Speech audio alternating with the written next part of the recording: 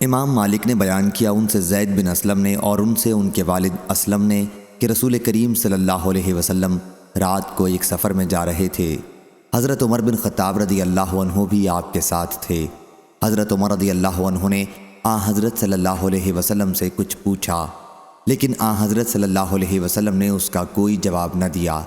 حضرت عمر رضی اللہ عنہ نے پھر پوچھا، آپ نے پھر کوئی جواب نہ دیا۔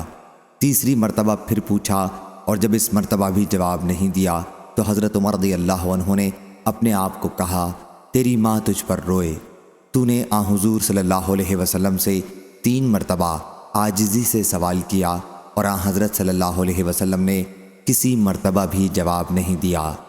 حضرت عمر رضی اللہ عنہ نے بیان کیا کہ پھر میں نے اپنی اونٹنی کو دوڑایا اور لوگوں سے آگے ہو گیا، آپ کے برابر چلنا چھوڑ دیا۔ مجھے خوف تھا کہ کہیں اس حرکت پر میرے بارے میں کوئی آیت نازل نہ ہو جائے۔ ابھی تھوڑا ہی وقت گزرا تھا کہ میں نے ایک پکارنے والے کو سنا جو پکار رہا تھا۔ حضرت عمر رضی اللہ عنہ نے بیان کیا کہ میں نے سوچا مجھے تو خوف تھا ہی کہ میرے بارے میں کچھ وحی نازل ہوگی۔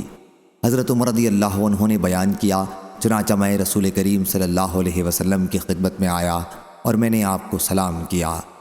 سلام کے جواب کے بعد حضرت صلی اللہ علیہ وسلم نے فرمایا، کیا اے عمر، آج رات مجھ پر ایسی صورت نازل ہوئی ہے جو مجھے ان سب چیزوں سے زیادہ پسند ہے جن پر سورج نکلتا ہے۔